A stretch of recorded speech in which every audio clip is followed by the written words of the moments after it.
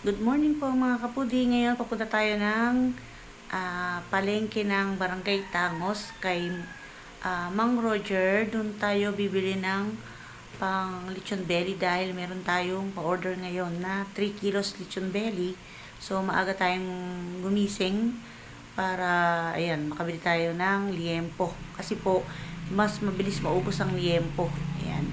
So kahapon ay meron akong pa-order ng 60 pieces na okoy at saka 30 pieces ng embutido at saka 16 pieces ng rellenong bangus. So yun, hindi ko na siya na-vlog kasi medyo busy tayo. At yun nga, minsan nakikita nyo po na yung vlog ko ay patalon-talon dahil nga minsan sa sobrang busy ko nakakalimutan ko mag-video hanggang sa maalala ko tapos magbibideo tayo. So ngayon, ayan, maaga tayong gumising at ayan, samahan nyo po akong bumili ng pang lechon belly sa Barangay Tangos. So ayun po. Brownie! Ang gani brownie. Yan o, madilim pa mga kapudi. So yung Mio ang gagamitin natin. So ayan, ito yung mga supot na naiipon ko pag may binibili ko. So ibabaling ko po muna at wala tayong mag-bibidyo mga kapudi. Yan. Tapos iset ko muna yung dadaanan ko doon kasi minsan maraming nakaharang doon ng mga batya. Hindi makakadaan yung Mio. Yan, medyo madilim mga kapudi. Brownie. Oops, natin ilaw.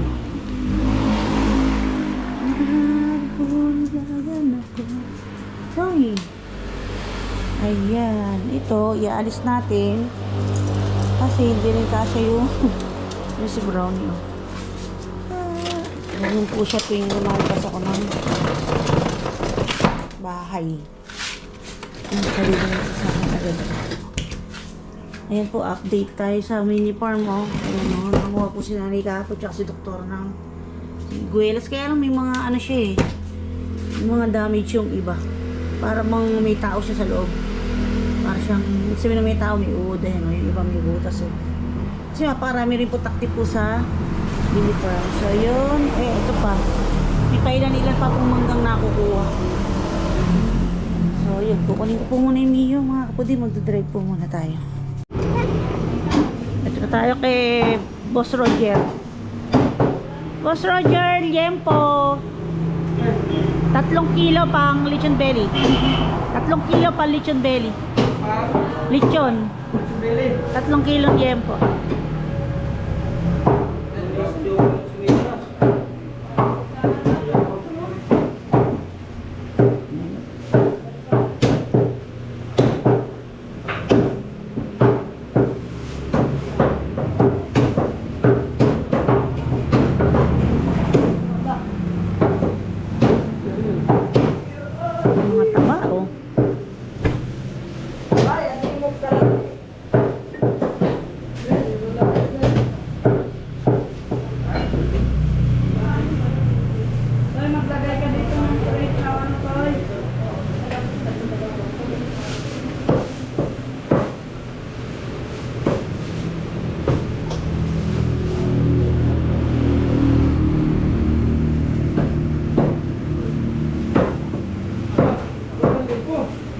Ganda. Ha? 3 kilo lang order. Pang lechon belly. Si Don Roger, mayaman na sila. Ito na lang. Diyan na lang pa. Sagad mo doon kay sinigang ko kay ano. Langka.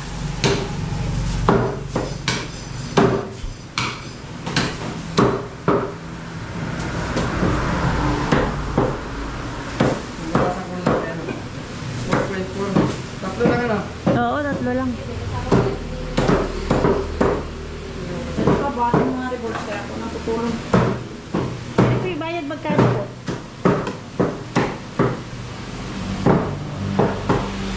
Magkano po yung 3 kilo?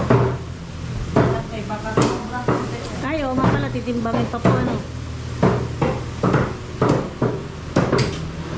Okay. Boss Roger ang gagawa.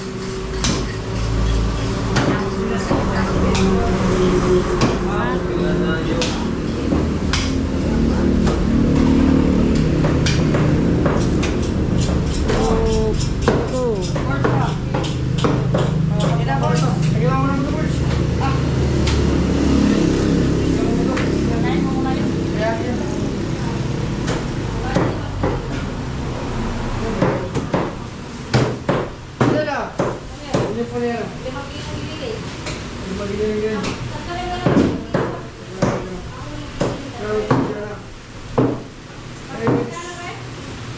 Happy birthday. Ha? Hindi, lima mo lang. Mahigit lima yan. Diyan ka na lang po, bilhin mo. Kung hindi mataba. Birthday ng malaki. Ilan taon na yan, tayo? Para akin na yung fix. Ilan taon na? 20 na? 20. Sarado. Ha? Sarado. 20. Wow, pwede na, tangayin. Ano ba naman yung babae? Maghanda ka ng 35 baboy, Ano ka muna, yung... dalawang baka, Mag-igib ka muna sa poso. hindi ka makalbo, ewan ko lang sa'yo, parang sasalita. Dire-reto na ba? Dalawang kabayo, Nag-iigib yung kabayo. kung wala ka alin man doon, manahimik ka na lang dyan. Hindi, anak mo kasawa. Kalit mo na lang yan. Kailangan mo na magpayaman. Eh, kung masikap naman eh. Sikap ba? Masikap yan din. Gusto marunong maghanap buhay at saka mag-diskarte. Kaya lang, sayang muna, mag-aral muna. Yun po eh.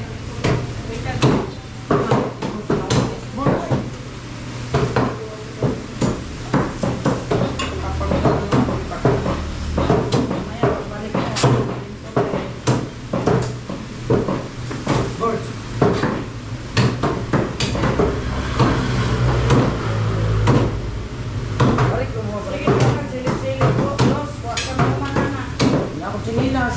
Tukod ka na ng pigil para kay gamit. Babalik ako, bibili lang akong tray, ano? Dito sa kabila. Tray at saka tanglad. Hindi na ako pumunta sa fish pond. So yun kasi parang wala na akong yatang ganong tanglad kasi kuya pinalalago pa. Yun po yung mga tanglad namin sa mini farm. So medyo pinalalago pa po dahil nga ano na siya yung di po ba natunaw nga nung may bagyo. Yun nung bumaha. So madalas parang matunaw yung tingnan natin dito kung may tanglad. Tapos tray na lalagyan. Meron kayong tanglad? Tanglad? Ay wala. Wala. Yung pala wala. Dito tayo wala sila aluminum tray. May pinapak ni ate. Togi. Meron kayo aluminum tray? Aluminum tray. Ayan po, ganun po ba? Yung maliit lang. Pang lechon belly lang. Magkano ba sa bilao? Anong size po? Yung pinakamaliit. 25. Yung aluminum tray. 65 po yung pinakamaliit. Yun na lang, bilao na lang. Oo, kasi pan 3 kilos lang naman na lechon belly. Lalagyan ko na lang ng dahon ng saging. Para mas mura. Pag talaga yung aluminum tray. Pero mas marami pa nagre-request sa akin yun. Yan. Okay na yan. Mas maraming naghanap sa akin ng pambilaong pansit tsaka mga palabok. Mas type nila. 25.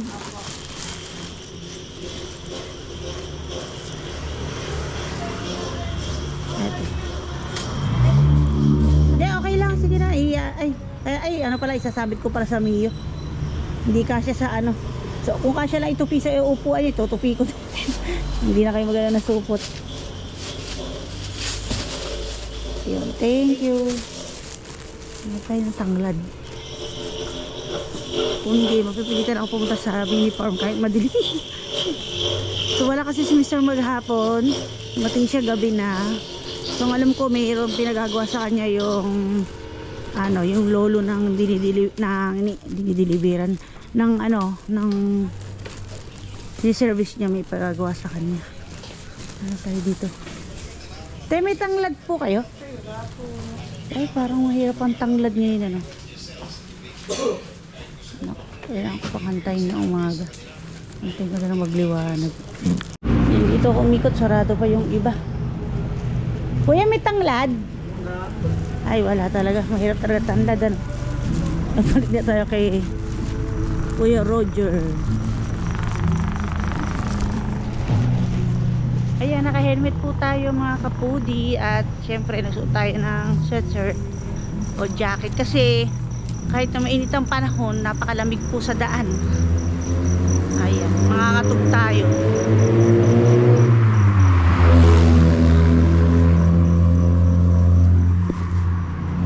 So yun, balik tayo kay Roger. Kunin na natin yung liempo natin. Titimbangin pa yun.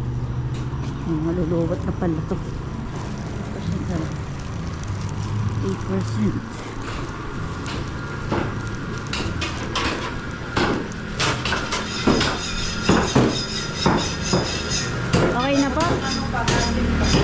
Okay na ba? Magkano?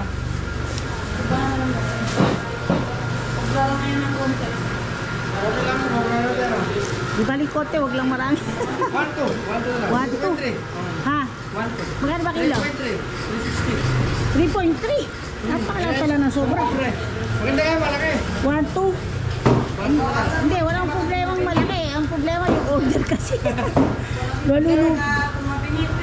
Oo, malulugi. Kaya lang mayroon kasi pantayin talaga yan. Daragdagan mo lang yung bayad. Oh, yun nga. 1, 2, sakto lang ba? Okay niya. Kailangan mo kay Boss Rider, lagi nakangiti eh. Tsaka doon sa asawa niya eh. Thank you. Ayan. At ikating Mio kung nandito pa. Uso pa naman yung nawawala ng Mio. Ito pa naman. So ayan mga kapudi, magdadrive muna tayo. At yun, nahugasan ko muna ito. Titimplahan natin. At hahantayin ko magliwanag bago tayo pumunta sa mini farm. Para kumuha ng panglad. Ayan.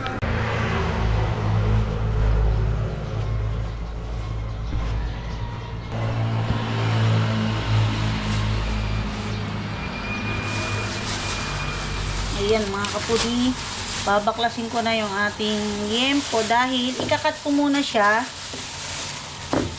Lalagyan natin ng pa-diamond lahat o pa-rectangle na cut para manuot yung lasa ng ating asin na ilalagay. Ilalagay ko lang dito ay asin. At saka gagawin natin siyang style sibulityon. So ayan, humili ako ng kutsilyo. Yan, ikakat ko na siya bago natin siya hugasan. Kasi magtutubig siya mamaya eh. Tapos mahirap hiwain pagka nahugasan kasi madulas. Para pag hinugasan natin, sabay hugas tayo ng kamay na sabay sabon. So nagsabon na muna rin ako naman ng kamay ngayon mga kaputi bago ko ito. Yan, medyo maliwanag na. At naririnig nyo po ba nagsisimula ng pag-whistle yung takure na tayo ng kape.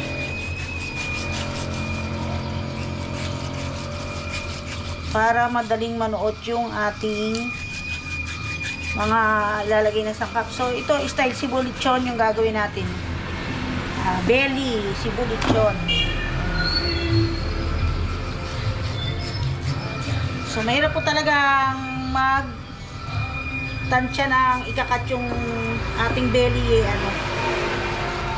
sakto sa timba. Kaya dapat po may range din, no? Yung parang sa lechon, pag may pa-order na lechon na parang 30 to 31 ganito presyo, para at least nakapix. So ito po ay sa oven ko isasalang. Hindi na po sa uling sa ngayon kasi 3 kilos lang naman po siya. Small pa yung uling. Tapos magkukuryente pa tayo. Diretso na po tayo sa oven para isang lang. Ang kailangan po kasi ng ating sinasala sa uling ay may smoky flavor. Dito ba mabango. So ito. Yung mga pa siya butong mura. Yung malalaman na belly talaga. Yung iba kasi kaya mura, frozen at saka pork jowl. Masyado siyang mataba. More on taba ang pork jowl. Kasi reseller nga po ako dati ng mga marinated na. Kaya lang po, yun nga, kay Mrs. Ong, ayan, kay Mr. and Mrs. Danny Ong, kay Ma'am Ong, nung umorder sila sa akin nung last year, ng belly, mataba nga raw po kasi nga pork jol po yun. Tapos medyo nanuot na yung alat nung pagkakamarinate, masyado na siyang maalat. Iba po talaga yung sariwang ganyan, tsaka nyo mamarinate.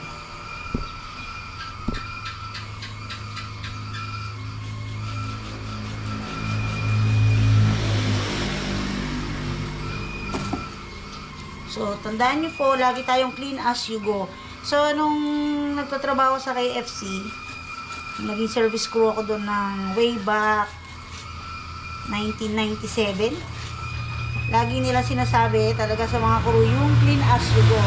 Meaning, kung saan ka galing doon sa any part na kitchen, ay lilinisin mo bago ka umalis. So, eto na. Na-slice na natin. Ay, paano pa pala? Pa ganun naman. Ayan. Huwag lang natin masyadong liitan kasi baka naman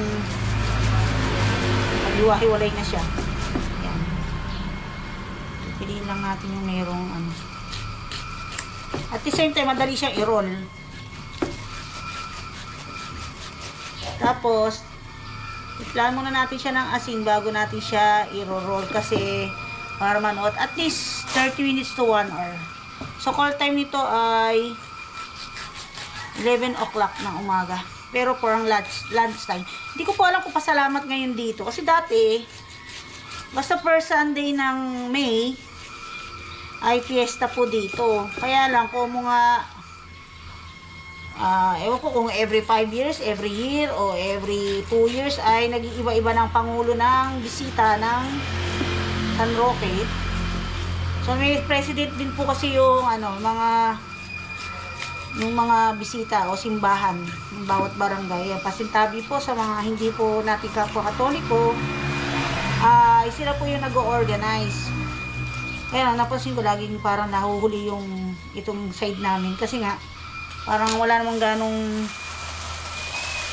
willing mag-invest ng maraming pera para sa dahil siguro nga hindi mas din ganon karami yung ganon kayaman dito po sa San Roque. So ayan po. Ayan na. So tayo ay maghuhugas naman ngayon. Ayan, medyo madilim pa. Walang ganong ilaw dito mga kapudi. So ayan. Massage lang natin para mawala yung excess na dugo. At kaya muna natin siyang tumulo sa loob ng 10 to 15 minutes dito sa strainer para mawala yung brownie. May mga nagja-jogging siguro para mawala yung excess water. At syempre imamarinate natin sa asin yan. Kanina ko na po siya nahugasan mga kapudi. Inulit ko lang sa inyo at dinemo dahil i-video nga po natin. Yan, tulog pa po sila. Hindi ko na po ginitin si doktora nang baka sakaling madagdagan pa yung laki niya o tangkad. Kaya yan, kanya natin yung tubig. At itinuntok ko po yung ating strainer dito sa upuang bakal. At itataas ko dito sa upuang kahoy. Yan, dito ko muna siya patutuyuin at maya-maya lalagyan ko na siya ng asin. So, huwag kayong mag-alala, yung upuan po na yan ay palagi ko siyang binabras ng tubig na may sabon, mga kapudi.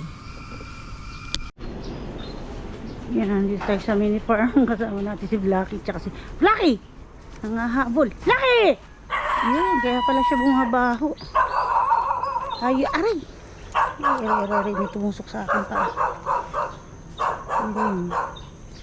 Tumusok sa pa ako. Ito meron dito.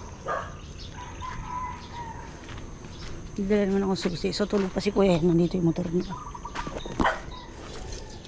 Para ma-update ko naman kayo sa ating mini farm. Oh, ano kaya dito yung susi? Hoy! Ano kaya nilalak? Pag wala kang choice, dito na lang ako mag-ano. Ayun, may tanim si kuya, mga namumulaklak. So kahapon, nakita ko meron na siyang kinuha yung marami na siyang bulaklak. Bulaklak daw ng patayan. Ayan. Tinanim na yun. Siguro pwede na yun kasi kailangan lang naman natin yung aroma ng tanglad. Meron naman ako ilalagay na laurel at saka dahon ng sibuyas. Importante naman dito kasi ugat. Putulin natin para pwede pa siya umusbong. Para hindi na tayo pumasok sa loob. Lagyan natin lahat to. Ayan, kunin natin. Yun. Para may aroma ng tanglad. Okay, usbong pa naman. So, ayan. Hindi tayo umuwi. Nantay pa na talaga natin umagano. So, ayan. Pauwi na kami na Blackie at Brownie. Uwi na, Brownie. Totoo ako kay Blackie. Nung makita niya sinara kayo gate at lumabas ako, tumalon na siya agad dito. Oh. Tapos itong si Brownie, hindi ko man ako nalaglag din. Or nakalabas ng gate. Pero sinara ko yung gate eh.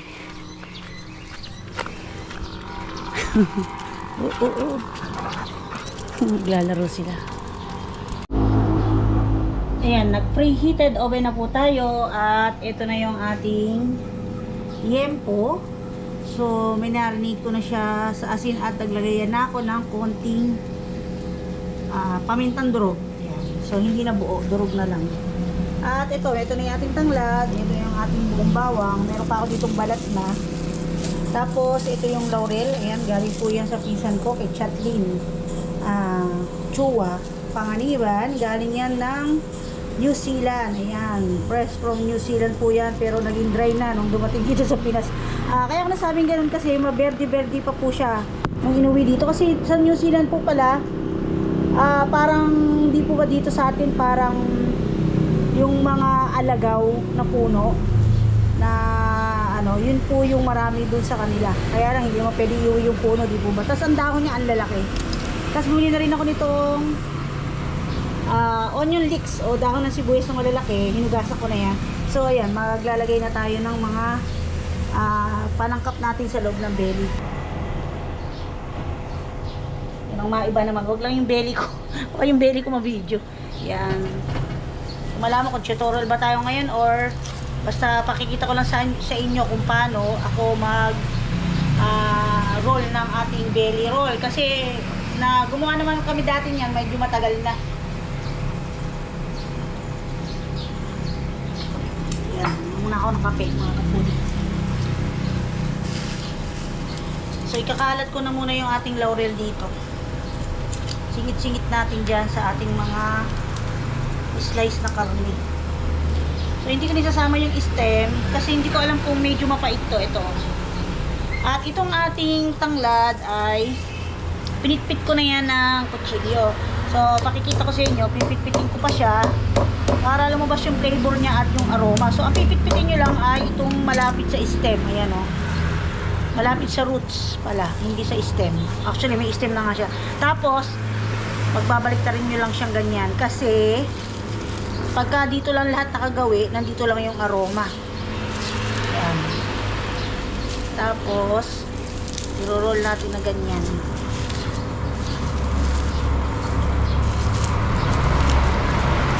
Ayan. Kasi, hindi naman natin siya tutusukin ng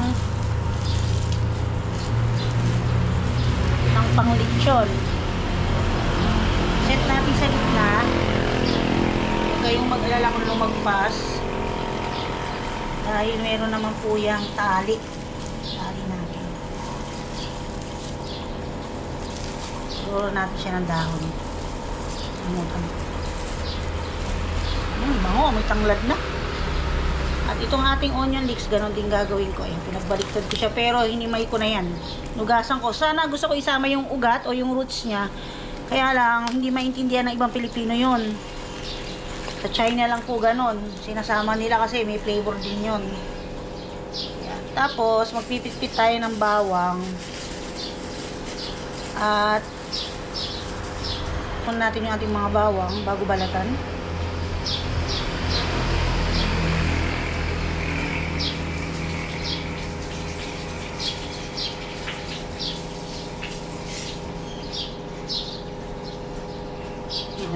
yung oven tumutunog. So, yun. Cut na natin yung... Tinatanggal ko po yung pinaka unahan na part ng bawang kasi hindi ko gusto yung lasa niya. May lasa siyang iba. At, yan. Naghuhugas po ako miya ng kamay. Nakalabas po dyan yung aming dishwashing liquid. Para siguradong malinis yung kamay. Ito muna to. Ipitpitin lang natin yan at medyo buo-buo yung ating bawang. Hindi natin durugin na durug. Parang iba talaga yung aroma ng pitpit na bawang kaysa sa yung finely chopped. Siguro dahil lumalabas yung pinaka-juice ng bawang pag napitpit. Parang sa luya di po ba? Ganun.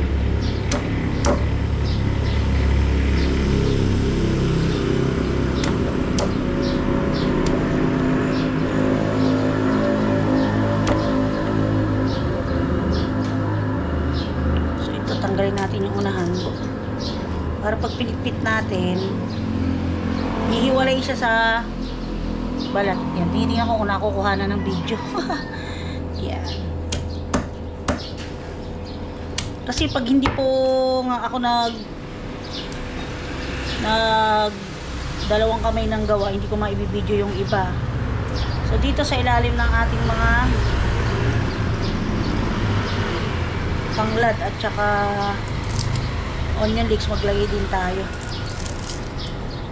Nasa inyo kung gusto nyo lagyan ng buong sibuyas at buong bawang. Yung buong bawang lalagyan nyo lang ng dito, i-slice nyo lang to para lumabas yung aroma nya. Kasi oven naman tayo, hindi natin tutuhugin. Pag tinutuhog po kasi lumuluwag yung bandang gitna nya. Tapos minsan pag hinuhugot yung pinakabakal ay sumasama yung ibang ibang ingredients.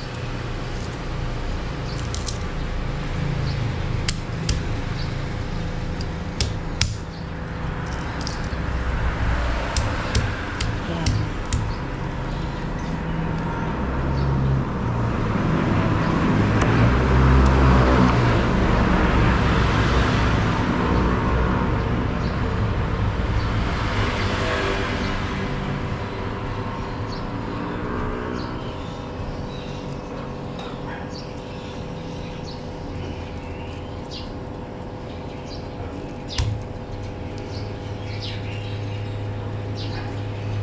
Sabi po kasi ni Ma'am Yolanda Santiago, yan shoutout po, ay yun nga, yung video ko nga ay palundag-lundag. Pasensya na kayo kung palundag-lundag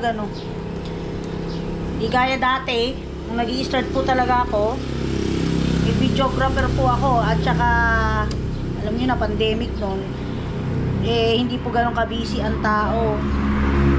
Ngayon po si Mark Dennis may sarili na siyang mundo. Kumikita na rin po siya ng pansarili niya. Ayan.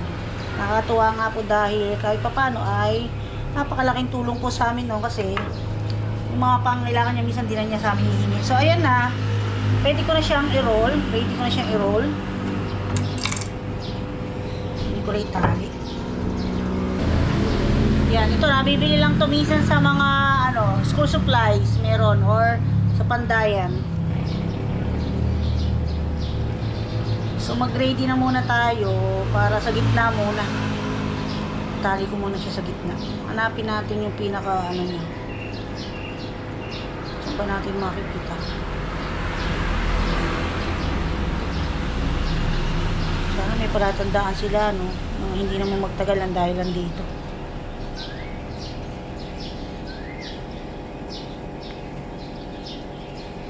Siguro baka nakalak lang. Hindi.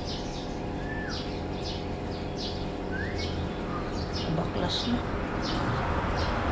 Sayang naman kasi. Yun nga. Yan, hila muna tayo ng dahil natin pabaliktad para hindi maghuli. Pasensya na mga kapudi kung medyo matagal, ha. Siguro, ano rin, kaya lundag-lundag yung video ko, parang ayoko mainip yung ibang viewers, kasi ilan na lang yung viewers ko naiinip.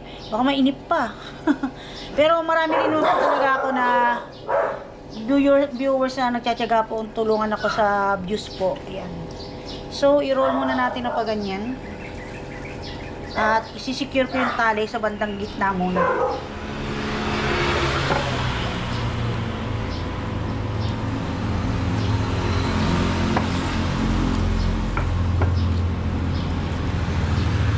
Mas maganda ito kasi may baklas to eh.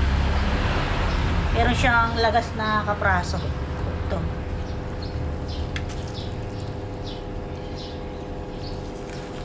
Ayan.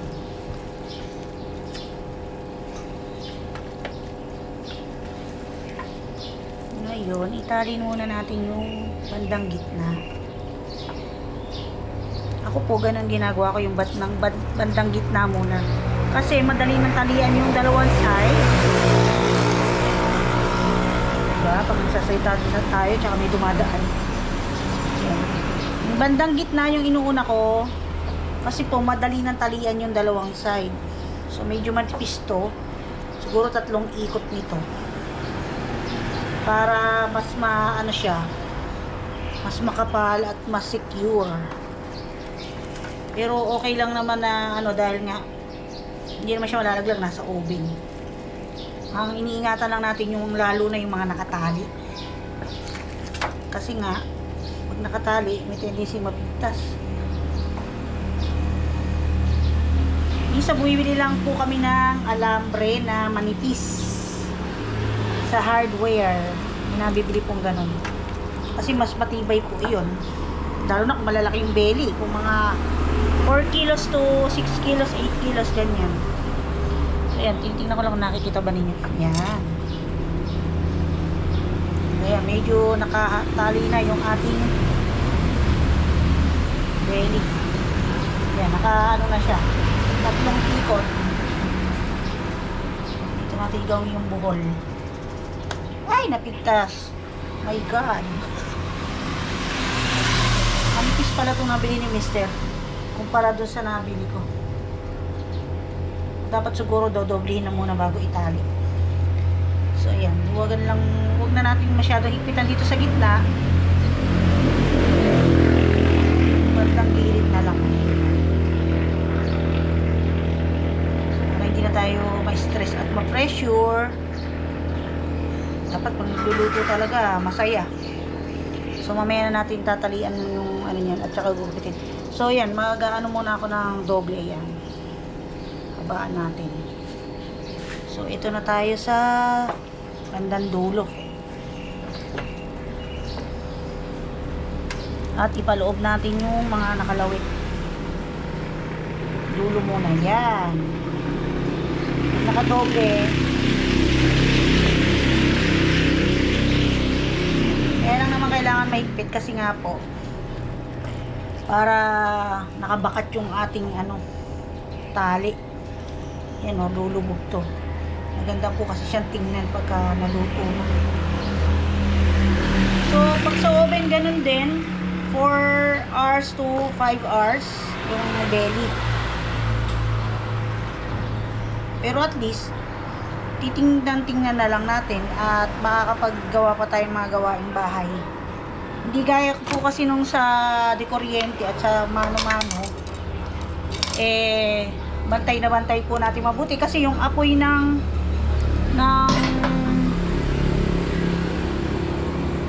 uling hindi pare-parehas, biglang umaapoy, minsan umihina, kailangan natin magdagdag ng uling.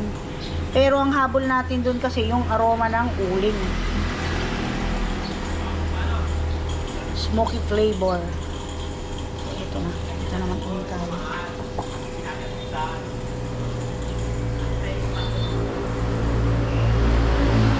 Ito ko lang naman yung mga gilid na muna. So, hindi natin ito ng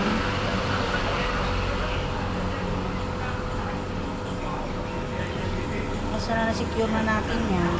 Madali na. Salamat.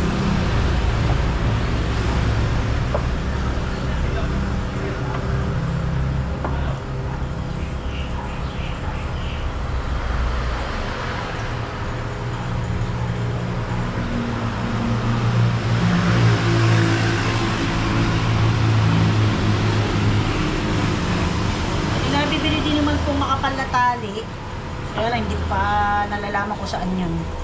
Para po yun sa malalaking belly. Pwede naman na to. Dito na nga po ako nag-start. So, tali natin. Tignan natin yung mga excess.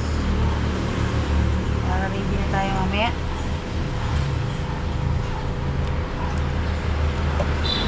Yan, huwag kayong maglala kung doon ako nagtatapos sa kabila. Dahil yun nga, pinawawarisan ko naman po iyan or nagwawaris kami dyan dahil allowed naman kami magtapon pa dyan dahil nga hindi pa naman sementado. Ito side po na to ay okay lang sa kanila kasi dati kami naman po yung parang tatanaw-tanaw dito sa bakuran na yan, kabilang bakuran nung wala pang caretaker. So dito naman tayo sa kabila, uli natin ng mas mahigpit. Paikot.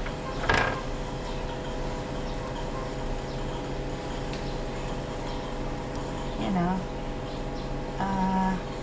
pasensya na kayo kung nakakamay ako mas mahirap po ang naka ano kasi, tsaka naghugas naman po ako ng kamay. Pangit lang talaga yung kamay ko. Hindi naman tayo model ng kamay. Yan. Tapos yung iba naman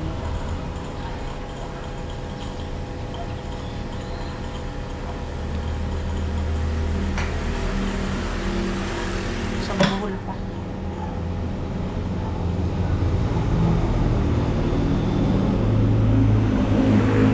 Tapos yan ay magluluto ako ng adobong itlog. Nilaga ko na siya kagabi.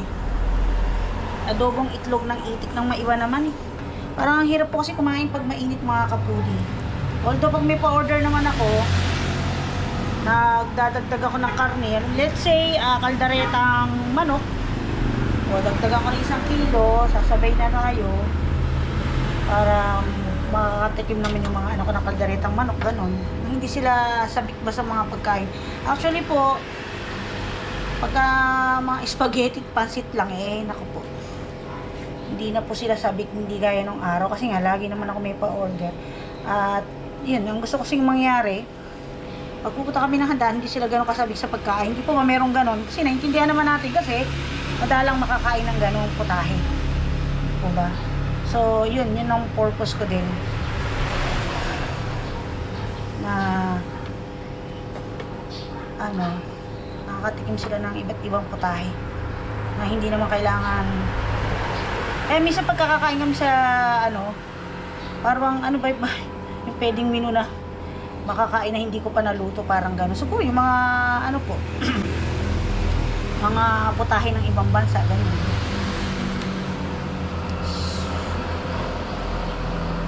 Ipitan natin at ng mayroong korte.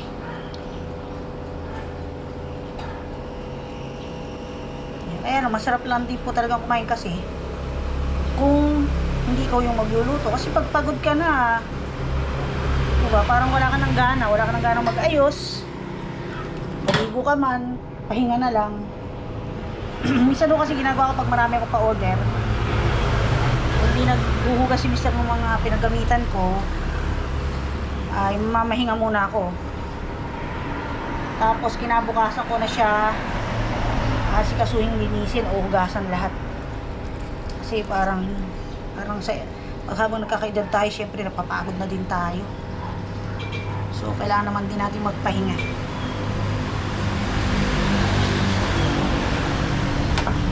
Kasi ito, roll ko na rin na ganyan.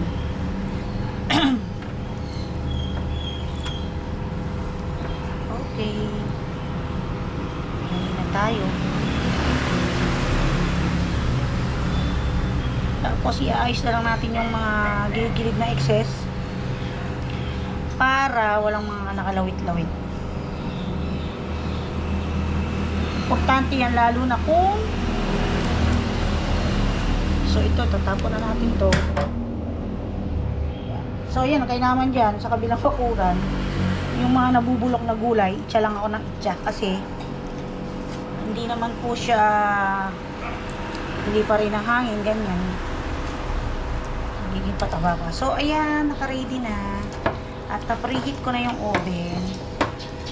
So So, roll ko na lang siya dito. Kaya dyan ko siya inano ay para yung flavor niya hindi masayang.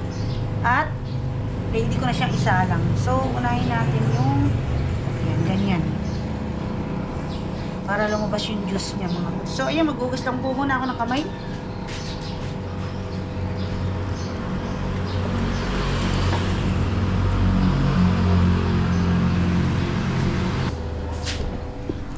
At baklasin muna natin yung saksakan bago natin ilagay. May ground po kasi yan mga kapudi. Na-ground ako nung nag-ano ako ng pizza. At ito, babaklasin natin dito kasi nga may defect naman po yan. May defecto yung ating oven na second hand na nabili. Ayan, wala siyang lock, sira. So yan, iset na natin yung ating belly.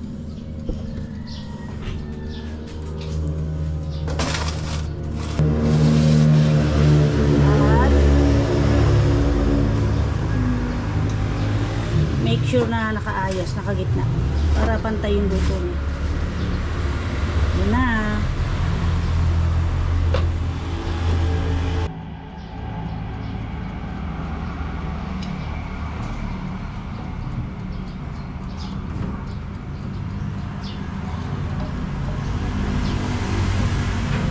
Kaya inipitan ko, iniwas ako madikit to dito kasi baka mainit matunaw. So yan, nakasalang na at i-set natin siya ng 2 hours sa loob ng 2 hours na 150 degrees Celsius. Tapos after nun, isi-set na natin sa 250. 2 hours po ulit para lumutong naman yung balat niya. So yan yung ating ano po, Cebu lechon. Lechon belly style yan. Update sa ating lechon belly roll, Cebu style. Ayan, medyo nadadry na siya after 1 hour. At ito naman yung ating inadobong itlog ng manok. Iikot ko lang siya para ma-absorb ng kabilang side yung adobo sauce. Kaya hindi ko na po pinakita dahil alam niyo naman kung paano pag-adobo. So nagisa lang ako niyan, tapos yung nilagang itlog binalatan ko tsaka ako nilubog dito. At pinakulo ko lang siya ng 2 minutes at okay na po yan. Ayan. Medyo tipid tayo sa ulam ngayon. Ayan. Update ko sa ating lechon belly. Medyo malutong na yung side na to sa gawi ko. So ayan. Medyo palutungin ko na lang sa side na yun at ready na siyang i-deliver. So pinahiran ko lang siya ng oil ngayon para medyo makisap. So yun po yung isang paraan para maging makisap yung ating lechon belly, pero dahil hindi siya umiikot like sa karaniwan na paglilechon, kaya inaano ko siya ng side by side. Yan, binibiling ko siya. So yan, mga 11:30 ready na siya. Ayun, pa-deliver na po kami at bumili lang ako ng mantumas. Nakalimutan ko pa, pero may tindahan naman kasi dito, so dinalawa ko na. Ayan, dito na tayo. May bisita kaya. Buti nga lang, malapit na yung dideliveran ko. So, tawag-tawag. Tutupi ko yan. Hawakan mo ito muna. Ako na magbababa. Mamaya, bibi.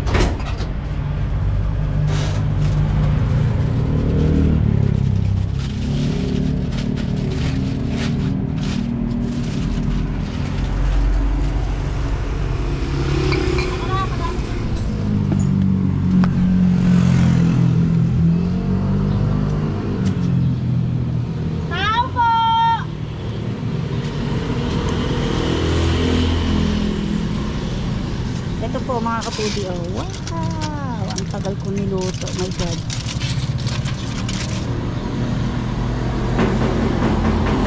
Ano naman ang hirap dito eh. Hirap pumawag kay ano eh. Ayun! 10 years. Order! Hindi pa. Hindi ba yung magbabayad? Si Edison. Wala ba? Ay sige, sa Gcash na lang yan. Ay sige, tarin nyo nga. Baka mabasa. Ate, patunayan mo malutong yan. Pwede mo ba kurutan yan? May bisita ba? Wala pa. Wala pa. Sige po, balikan nyo na lang to. Huwag nyo na po isara, hindi naman ako magnanakaw. Aso. Okay, sige. Sige po, sorry. Joke lang naman yun. May aso kasi sila dyan yung, nakita mo yun, yung parang bulldog. Bulldog. Yes.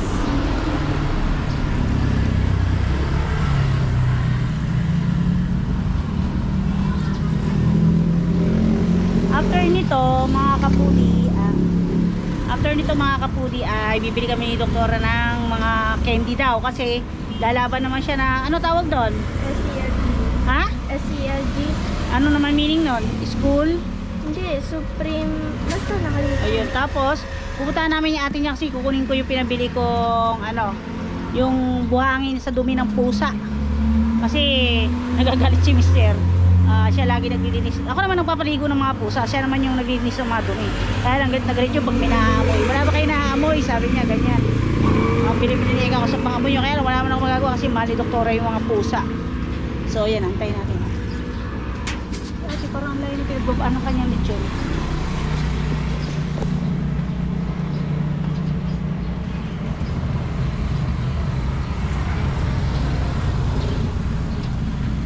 Sukay natin to sa hand dishwashing liquid tsaka sa rin. Ha? Wala?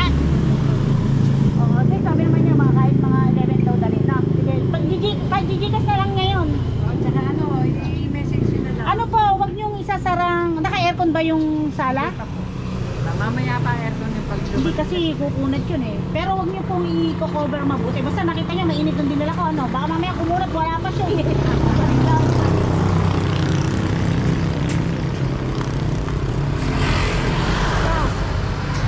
Tara dito sa loob. Diretso na po kami nasundo kay nanay, mga kapudi.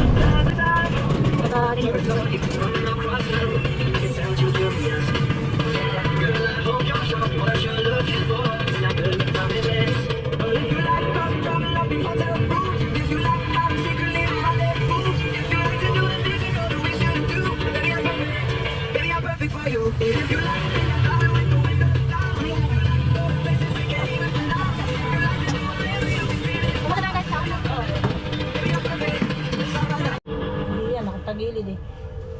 Hindi, hihilahin ni nanay, isara mo, basta isara mo.